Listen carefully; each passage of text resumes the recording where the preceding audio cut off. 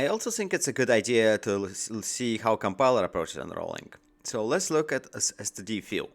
Right, this is SD fill for GCC, and GCC doesn't do any unrolling. This is SD fill for Clang. Clang does a lot of unrolling. Same goes for transform, like doubling every element. GCC, no unrolling. Clang, a lot of unrolling. Right.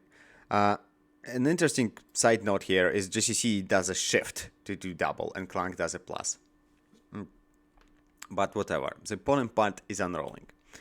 Right. I cannot run my benchmarks on GCC. There are some tricks I'm using that do not port to GCC very well.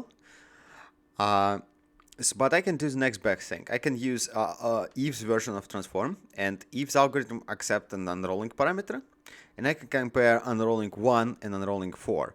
And here I can see that unrolling 1, right, is actually unrolling 1, right? So this is using 1 register.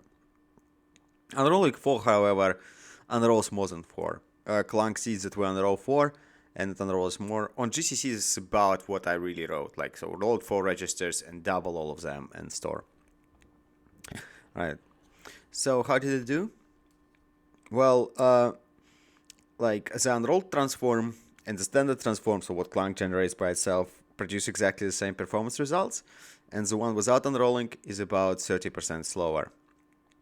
So unrolling is a very important thing, and I think that GCC is not generating good code here. Okay, that's it for today.